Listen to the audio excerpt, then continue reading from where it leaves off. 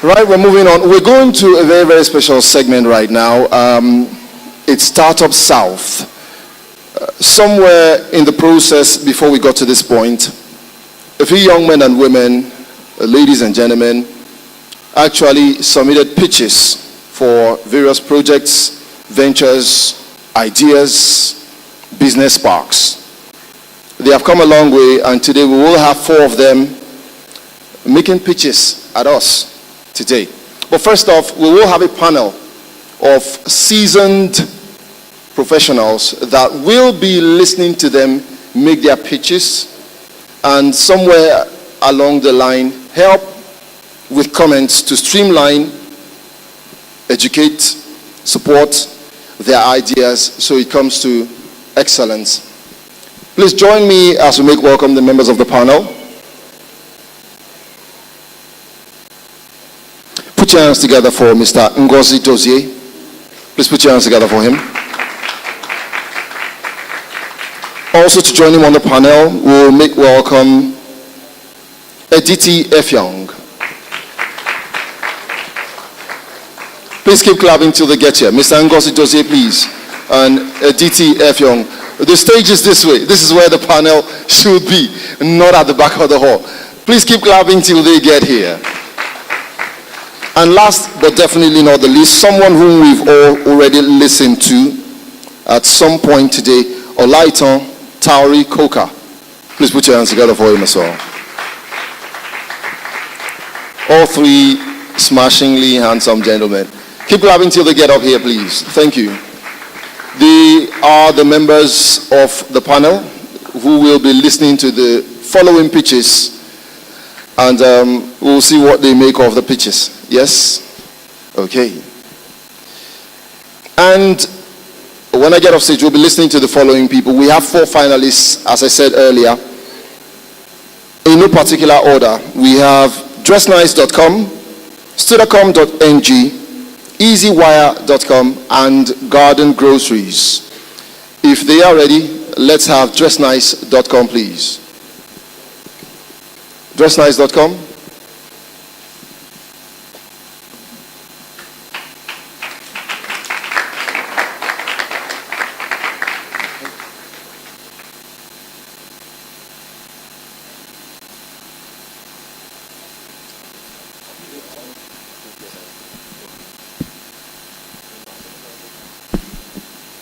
Good afternoon, all. Before I start, I want to answer a question that Funke asked. She asked, what will you call a teller that use tech? The answer is simple: dress nice. Well, I'm here for some reasons. First of all, I'm a revolutionist. Second, I believe in Aba University. Third, I believe that fashion is supposed to be fun, that fashion is supposed to be inspiring, and fashion is supposed to be a time to create. And finally, I believe that the time has come to disrupt fashion industry of Nigeria. Well, I'm Adam Shinobi. I don't want to use the title CEO, but I'm the founder of Dress Nice. Dress Nice is simply a platform that allows the users to find fit and style fulfillment through online custom tailoring and visual personal stylings. Well, you may ask that are we solving a problem? We are solving a problem. I know most of us, before we dress up, we ask our friend, what will I wear? Or sometimes we go to buy clothes and we are coming out from the room, changing clothes to find a fit. But Dress Nice said that enough is enough for that. That you're supposed not to pass through that hassles to get yourself styled and have the perfect fit.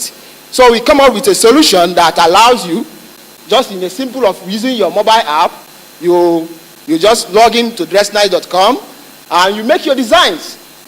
When you make your designs, you give us your height, your weight, then we generate accurate body measurement size, 20% accurate than a professional bespoke tailor, and we tailor that to fit based on your preference, and we deliver it in 7 days, right away from our back to wherever you are. And that's it though. I would rather have solutions, but because I don't have slide, I won't go into that. So, our business model. We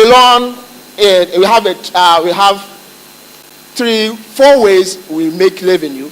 We make revenue from subcharges.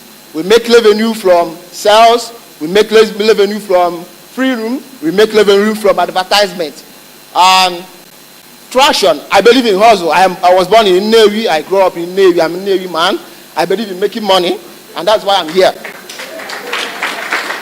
So I've been in this hustle right from when I was in school. So when tech come up, I think that this is time to use tech to do something better. So so far we have made quite a number of money, and we have made quite a number of sales. Even I have a cloth that I will make for my young guy now. That I pitch to him, and I will make a cloth for him. So that we have made so much. What I'm wearing is my production, and that is it. We have a wonderful team. I'm the business person. I have a person, a CTO, who is quite competent in a lot of languages. He's competent in JavaScript, PHP, machine language, and thereabout. So that's our team. If I have my slide, you would have seen it. So I'm here to ask about money. We said that we are going to trade our equity, which is 7%. I had somebody from venture platform. I wanted to ask him a question. Can we negotiate? But later we talk to him. So we are looking for 15 million naira to make this thing work. And what we use their money for is that, first of all, we want to upgrade our platform, and we want to buy machineries, because we are starting a digital tailoring hub right away from Aba. So we are trying to, after that, we will hire, and then we will rent a premises. Thank you.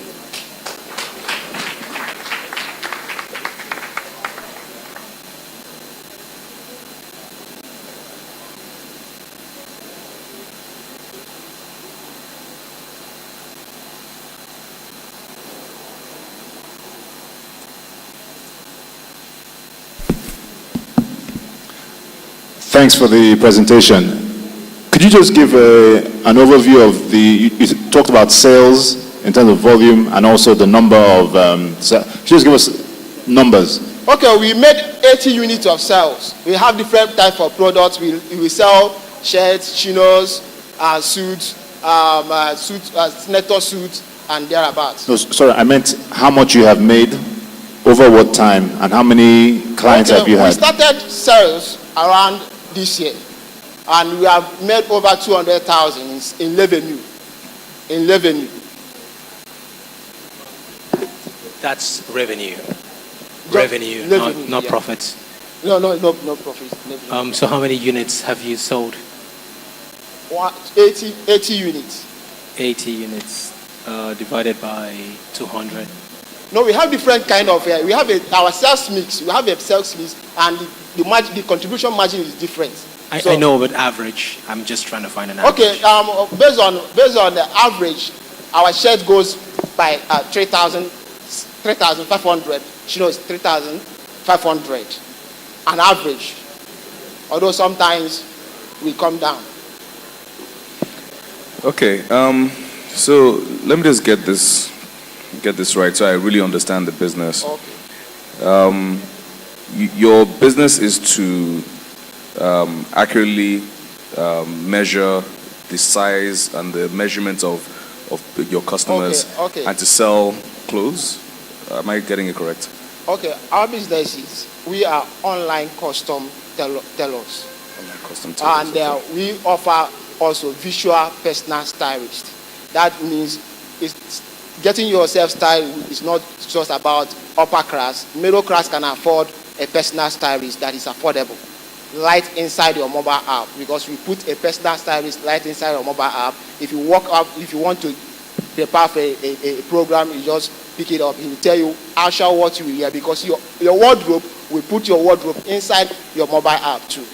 Okay. So my follow-on question to that is, who are you targeting? What is your target market? Okay, we have our target audience is let me first of all call the demography, because we did an online survey and we find out that the demography that normally buys online or that are much fashion conscious is 25 to 35 years. So, and we look at how much these people pay and how much they spend, and we are targeting middle class, fashion conscious, ambitious individuals. Thank you. Come on. Did you make this outfit? Yeah? Did you make your outfit? What you're wearing right now, did you make it? Yeah, it's my production. I don't wear any other brand. Brilliant.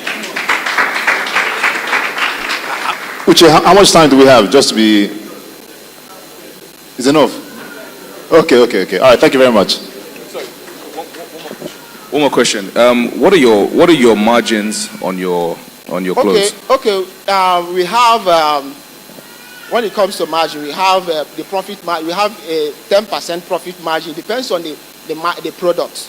We have, because we have a different product. We have the sales mix is almost 8 to 10 products. So the margins is different. So we use the contribution margin to the minimum margin. 10 to 15%. Okay. Before I ask my last question, Uche, I promised I'll never be on a panel, an all-male panel again, ever. So I'm not going to sit here any longer if you don't have a woman here. We have competent women in the room. Please make an extra seat. Extra seat. Get a woman on the panel. Thank you very much.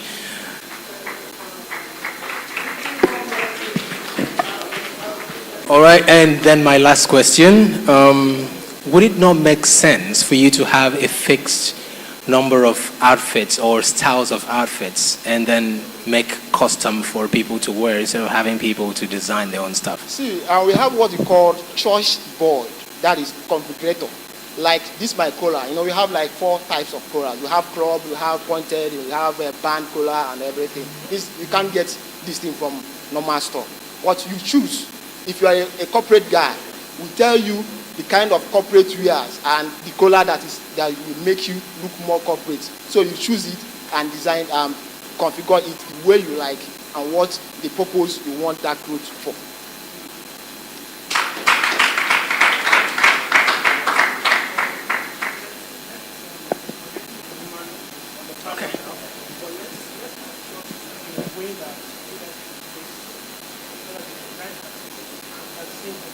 Okay.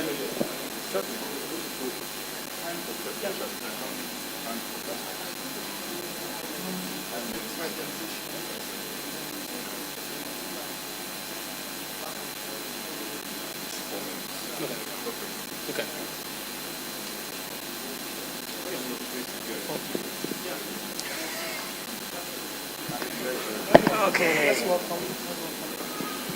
Okay, thank you so much. Dressnice.com, please put your hands together as we welcome the woman on the panel. Okay, I want my customized makeup kit, though. Okay, we'll move on. Next person to make a pitch. Let's make welcome EasyWire.com. EasyWire.com.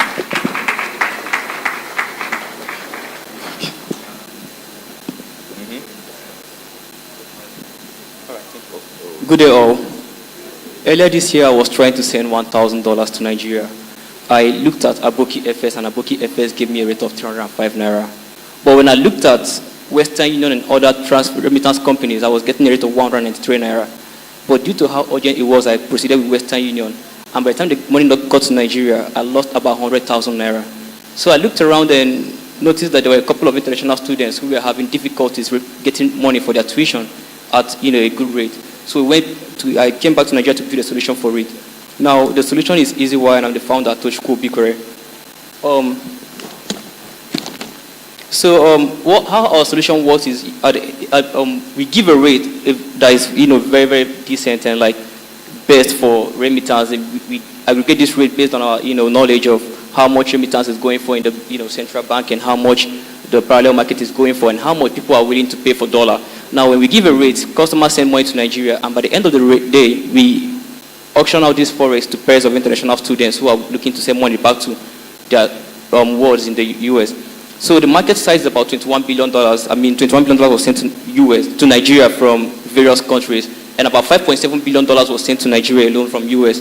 The competitive landscape includes Western Union, Transfast, banks, and FX hustlers. Now, the Western Union, Transfast, and banks give you a very, very low rate, and at the same time, they give you a high remittance fee.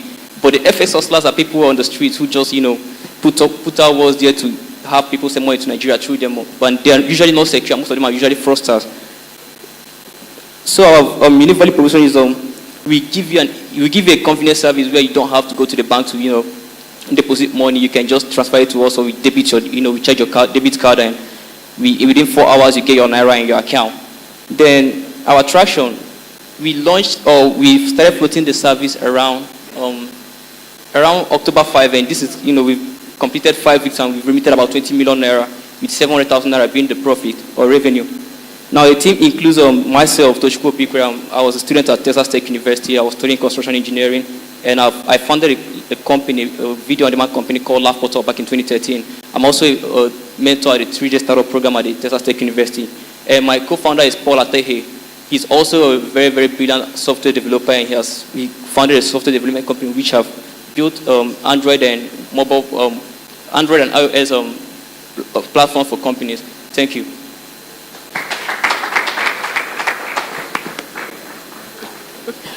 Although you spoke very fast, I think we're like 80% of us did not really hear and understand what you were saying. But I think you're doing something in the financial, like your figures are good, but as a typical Nigerian, I want to ask you a question. Do you have a license to practice this? We get that question a lot. We don't have a license, but we have an offer for a license from a microfinance bank. Okay, go ahead. Okay, from a microfinance bank? Yes, in here Lagos. In Nigeria. Okay, sorry, I want to ask another question. Fraud. That's one very thing we are very, very particular about. We have had different fraudsters try to use our platform to defraud scam victims. And due to my experience, I know how the financial sector is in the US. I know the various means people use to defraud victims. Personally, I've been able to identify people who send scammers to deposit money or to make deposit into their account, and we let them know that if they are not the ones making the payment with their ID card and transfer deposit slip side by side, we do not give them their money back. It's going to be seized. And there are other ways, like if you can be in California and you are sending a cash deposit from LA, or you can be a Nigerian, you're making a transfer from a white person account, or using a white person name. So these are the ways, and there are other ways we are actually working on to prevent fraud. Thank you. In one sentence, please tell us exactly what your company does. We help customers remit money to Nigeria. It's hard to hear you when you're facing that direction. Okay, we help customers remit money to Nigeria at the best rate. Sorry, say that again, please. Huh? Please say that, because it's hard to hear you when you're talking that direction. Okay. Oh, okay, Yes. Sorry. We help customers send money to Nigeria at the best exchange rate. Okay. Thank you. Thank you.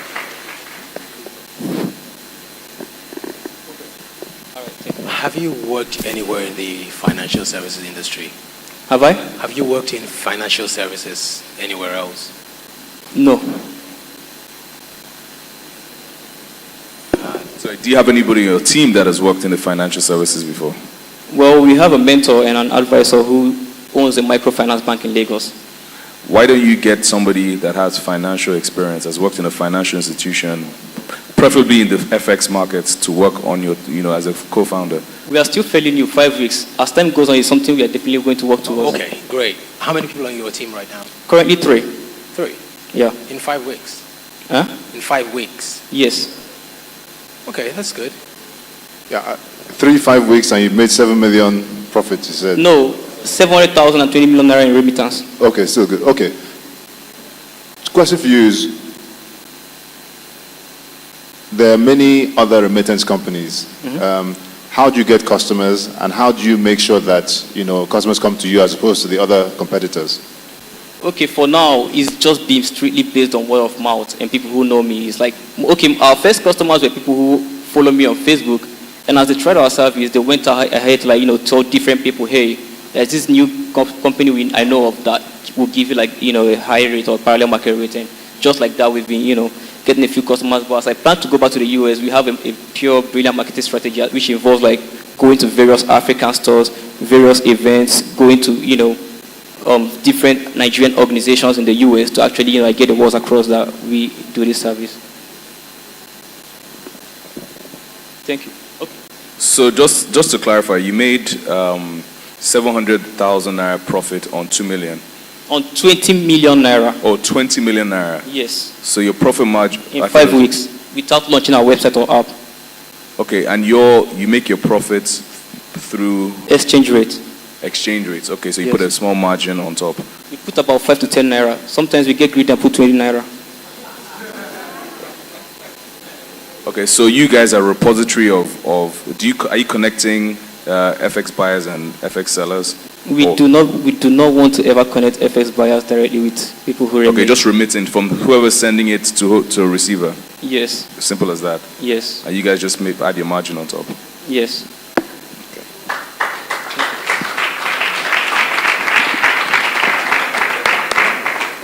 Okay, now we have two more pitches to go. At this point, let's make welcome Studaccom.com. Am I right? Studaccom.ng rather. Studaccom.ng.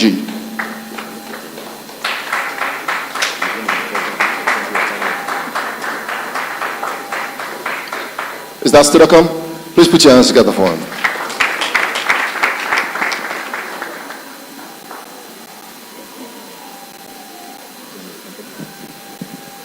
Hi everyone, my name is Joel Amawhe. I'm the CEO and founder of Studaccom.ng. So there's a girl in my village known as River, and this girl actually got admitted in Uniben, and so she travels down to Uniben. Perhaps she's not even been there before, and now she's walking on the street. She's looking for an off-campus hostel to stay, and she doesn't even have much money, so she will need somebody to pair with. Now, why is she in this situation in the first place? Why? Because the school she wants to study cannot really accommodate her, so bed spaces are not available anymore. And so what does she have to do? And so if Oreva actually could actually pause, drop her bag rather, and pick up his phone, and from the mobile phone or from a laptop computer, she could be able to access hostels around Uniben at just a click of a button, and be able to also get roommates, people who need roommates as well around that school. That would be a very big relief for her. Is that not so? Yes, of course. And so this is what Studaccom is actually doing. Over 2 million students are admitted each year according to UNESCO. That was at 2010. And these numbers keep growing, as we will all agree with me. And now out of these 20 million, about 75% of them live off campus.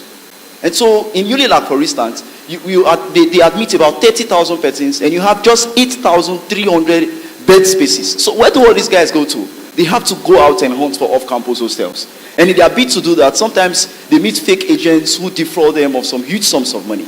And so now out of this 1.5 million, which we get from the 75% of 2 million, we could actually target 20% market share with Studaccom.ng. So what's Studaccom actually? You go to the website, you select your school, depending on what you're looking for. If it's a roommate, you just select your school. You select your gender, the kind of person you want.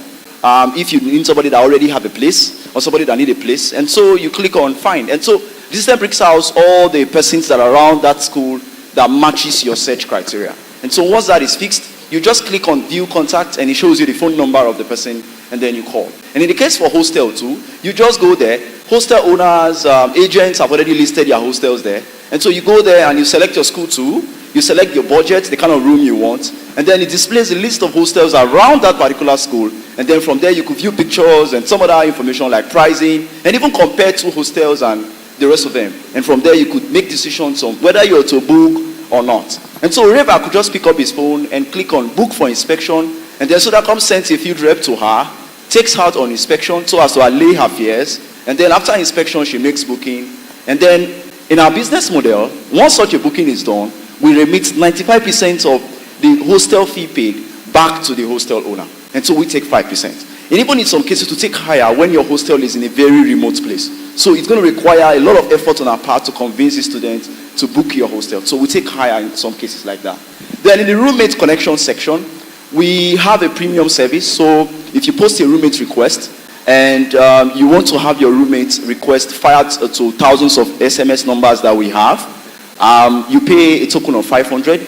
And with that too, you could also have your roommate request as featured on the first page of search results. So understand Studaccom as a Google for roommates and hostels. Now, what have we done so far? In about just 3-4 weeks, we've actually done about 57 bookings. This is about 175,000. And then we have 48 hostels. We are currently in 4 schools, in 2 states, Delta and Edo states. And we have 50 plus roommates posted. And then we have over 400 daily unique visits. We have more than 300 registered users, both hostel owners, agents, and everybody. And then we have a fully functional website. And then we've also been able to try to meet some schools, because our next steps actually is to build trust. So we want to actually allay student fears totally. So we should be the go-to guys for off-campus hostels. So we want to meet out with schools, we want to partner with schools to see us as official partners to help their students in getting secured and affordable off-campus hostels. So we are meeting schools currently, and we still want to meet schools as well on that.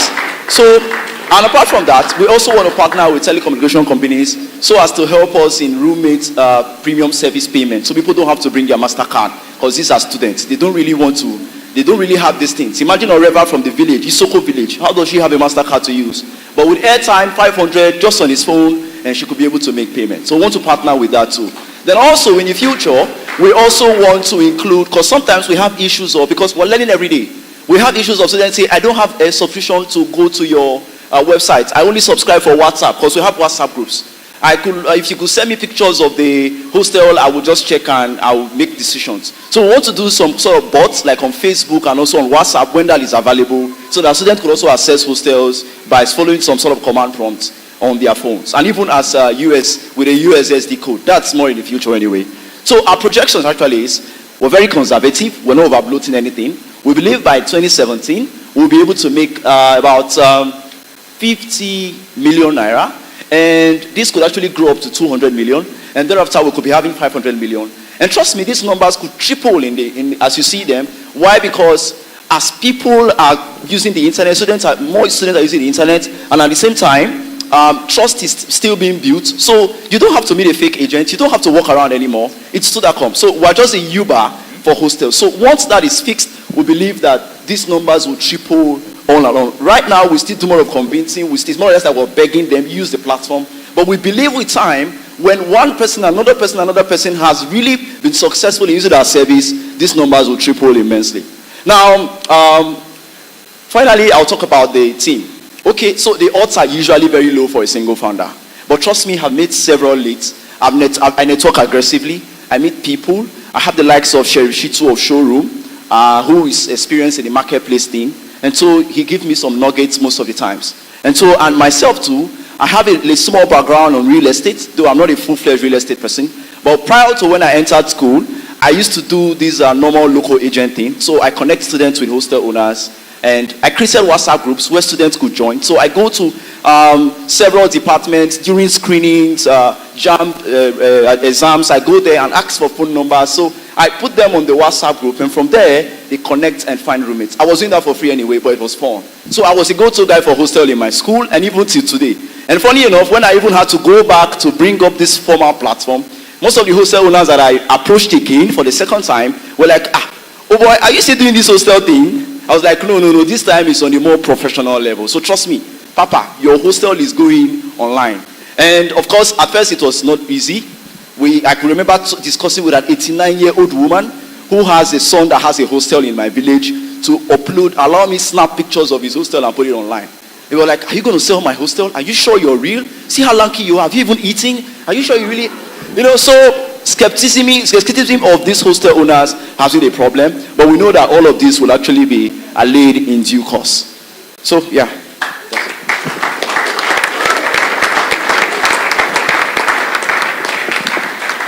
Sorry, let me just say, everybody, this is how you pitch, okay? That's a very good pitch. Well done. Like I say, it was a very thorough, very thorough pitch. I'm not sure whether I have any questions, because you've more or less, you've answered most of the questions already. Great pitch. I have a question about your numbers. So you said 2017, 50 million naira revenue. If you're taking 5% commission, that's 1 billion naira in rent. Is that correct? Okay, so let me just say small maths. So for instance, if a hostel is 100K, and of course, most of them are usually above that. Like you have hostels in Unilag that are 2 something. Okay, yeah, sorry. If a hostel is 100K and above, like that, let's say 100K, and I take just 5%, that's about 5K. So for instance, if we expanded to up to 20 schools, and we are able to make just 500 bookings. For instance, in my polytechnic, the polytechnic I attended, currently this year, they admitted over 20,000 students. Now imagine I help just 500 students in that polytechnic. Let me ask a different question. Okay. 50 million revenue. Yeah. How many bookings or how many connections have you done to get I think he said 50 million. 50 Million. 50 million, yeah. Yes. Okay, I thought he said billion. No, 50 million revenue. Yes. How many bookings do you need to do or to get 50 million revenue? Okay, to get 50 million revenue, we could do about 15,000 bookings. Yes, 15,000 bookings. 15,000 bookings, and that is on the average of each booking giving us 5,000. But trust me, that is very conservative because most people will agree with me that most off-campus hostels in schools like Uniport, UI, Unilag, they are usually 250 like that. And so you're talking about 7,000, 8,000. And so, but on a conservative level, 5,000 times 15 should be giving you around that amount. And how many states? Currently, we're just in 2 states. But the thing is, states wouldn't really be a problem right now. It's not about expanding to states, but expanding to schools. So I could be in 1 state, but I have 10 schools, and that's just it. Yeah.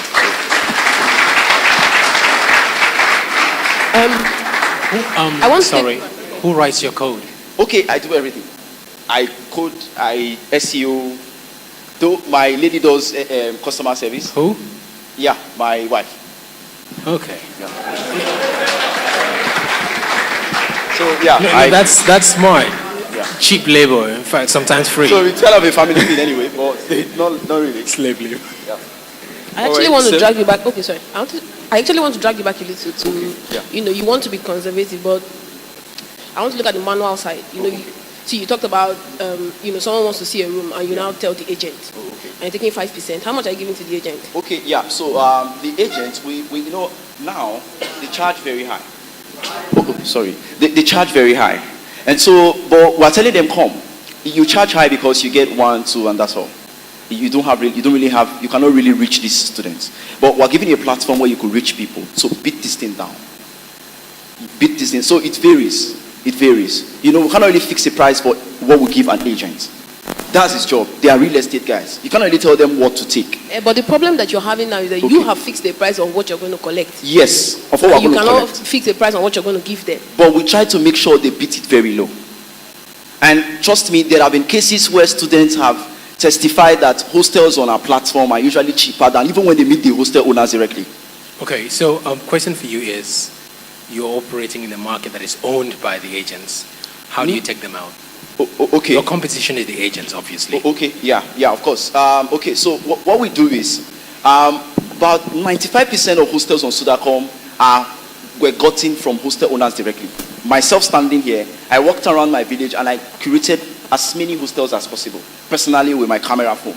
And so this is exactly what we also engage other guys we call field reps to do. So we have field reps in Uniben, we have field reps in Fulpre and some other schools that go around and snap these hostels, and we pay them based on performances. So for a hostel you snap, you meet the hostel owner, you give me the contact and the pictures, we give you 1,000 and just like that. So that's how we do it. So most of the times, most of the hostels are hostel owners. So just a few of them are usually from agents, and we need traction, so we don't really want to push these guys away. Okay, I have a question. Okay. On average, how long does it take you to sign up one hostel? Okay, it's simple. It's just go there. If there's a hostel, I snap everybody and I upload. No. There has to be a process. You have to go and sell how long does it take you to meet a hostel owner, to explain what your service does, to get them to sign up and remit through? Let me be frank here. Sometimes it could take like 2 days. Now, this is the reason. Sometimes you meet this, you get to this hostel, there's nobody around.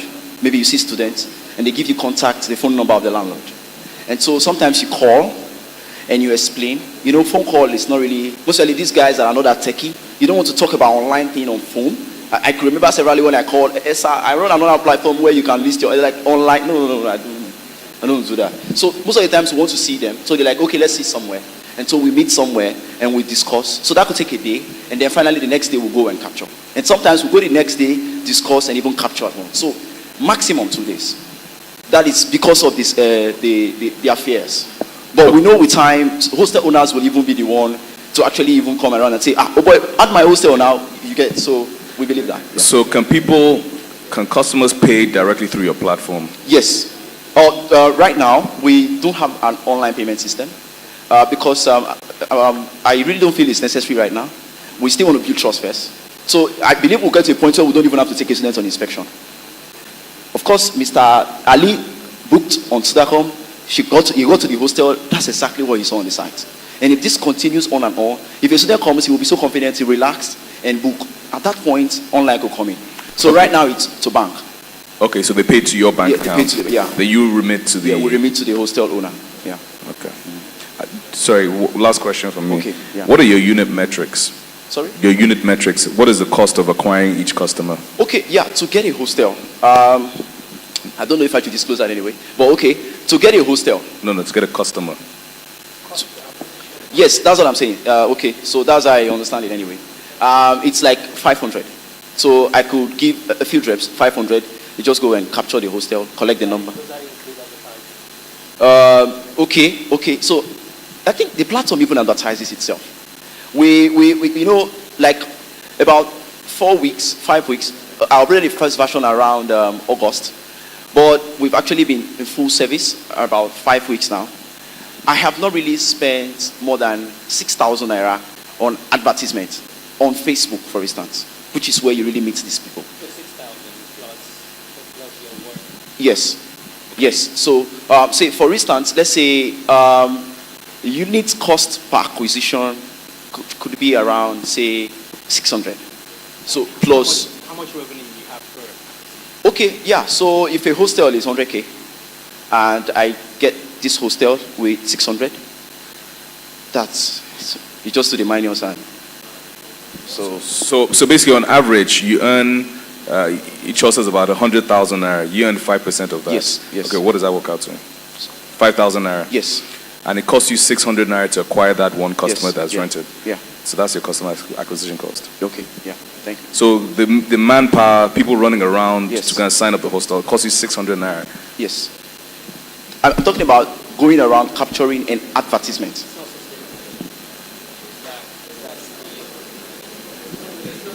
You know, the truth is, it gets to a peak where the rush, I had to off my phone because we now have 2 lines, so it's not just one anymore. It gets to a point where, like, I think yesterday they released, so we follow school stuff, released Uniben or something. Now you see the push, I need a hostel. And so at that point, you don't really want to start doing more of adverts. Okay, so to scale, sorry, I lied. That wasn't my last question. So to scale, I'm looking at how you're going to scale the business. What is your plan for moving to all the different universities? Yes, yeah. Because obviously you're going to have to deploy people to onboard all of these different hostels. How do you intend to do that? Okay, and how much do you need to do that? Yeah, basically we did some mathematics and we realized that with around 20 million, we could be able to cover at least 50 schools in the federation and have at least 500 hostels on board from each school. And so then we adjust the bus and we could just place calls and we have rooms available. So with that 20 million, what revenue do you expect to get from that 20 million? Yeah, according to our projection, by 2017, if we have 20 million right now, we could get up to 50 million, more than 50 million. Now, I didn't mention that this is even just from hostel bookings. I've not even looked at the other section of roommate finding. So this is just hostel booking. Now, roommate finding 500 per student, and so let's say you just have 10K students, and maybe 500 for a start. Actually, wants their post to be featured, sent around, times 500. That's at least a small money that could grow substantially. So we believe that these 2 guys mixed together could really give us a whole lot. And the truth is, right now the figures might be really very small. In fact, I was kind of skeptical of putting actually exactly what's been happening. But I just told myself I don't have to overblow the whole thing. So, but the truth is, it could be small right now. But trust me, at a point, you don't just believe how much you just begin to look at coming. Yeah, thank you very much. Okay. Last but definitely not the least, garden groceries. Is garden groceries here? No garden groceries? Okay, at this point, we'd like to say thank yous. Thank you to all the members of the panel. Please put your hands together.